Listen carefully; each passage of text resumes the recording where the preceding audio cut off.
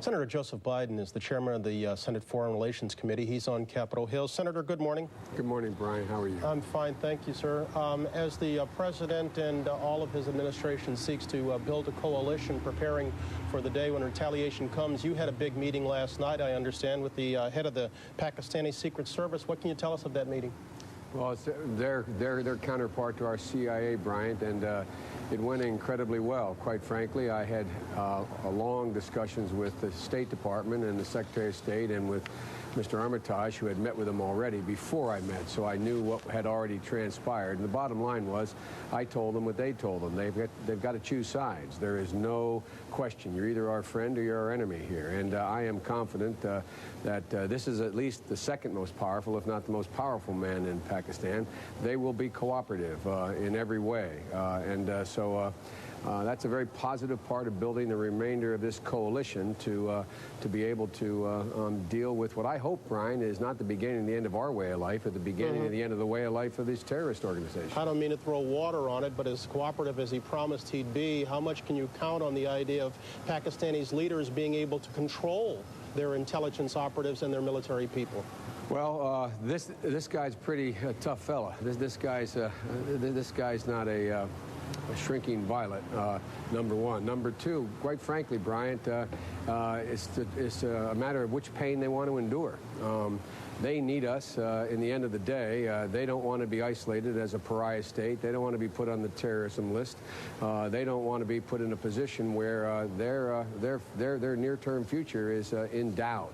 And that will be the case if, in fact, they choose not to cooperate with us. So, look, obviously, the proof of the pudding's in the eating. We'll see. But I think that what the administration has done, particularly Colin Powell, in generating what may be the most significant consensus on dealing with organized terrorism than the world has ever seen, is we have to assume we're going to be able to do that, and we have to keep pressing forward with this coalition. And but again, Bryant, you know, I don't want to be Pollyannish about this or naive, but I truly think we're on the brink of being able to make a significant change in the way terrorists are able to operate worldwide. Allies are standing with us, and NATO has passed an Article 5 resolution. If and when there is retaliation, do you see our allies taking an active role in that retaliation? I do. I do. Now, when I say active role, if you say, do I know at this moment, or anyone know, that if there's going to be 10 or 10,000 or 100,000 troops used, if that comes to the case, how many will be NATO allies? I don't want to guess about that, but they will fully, totally participate in everything from intelligence capability, I suspect the logistics, as well as, I expect there'll be manpower as well. And I also think, Bryant, you'll see cooperation you haven't seen from moderate Arab states. The Secretary of State has been keeping me informed. He has had significant progress, at least in his verbal exchanges.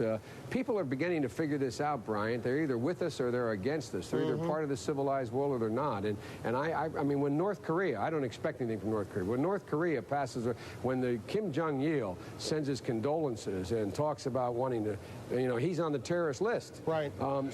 There's a change coming. I don't know how big it will be, but there's a change. Final note, you said on the Senate floor that you see this as the beginning of the end of organized terrorist activity. Is it realistic to think, even at this time, that we can ultimately put an end to the violence enacted in the name of whatever fanatic there is? Well, let me make a distinction here. Let's assume this is bin Laden, and I'm not prepared to, and I'm not authorized to say that at this moment. But let's assume it's bin Laden. He needed a very wide and thorough network. He needed some state sponsorship. He needed a whole lot of land in which to have an encampment and train folks. And that's one type of terrorism. The idea of someone strapping bombs to their body and walking into a restaurant and blowing themselves up, we're never going to be able to stop that fully. So I want to make a distinction. Terrorist act versus terrorist networks. And what we have to fear the most is of the organized terrorist networks. All right. Senator Joe Biden, always a pleasure. Thank you, Senator. Appreciate it. Thank you, Brian. 7:13. Jane?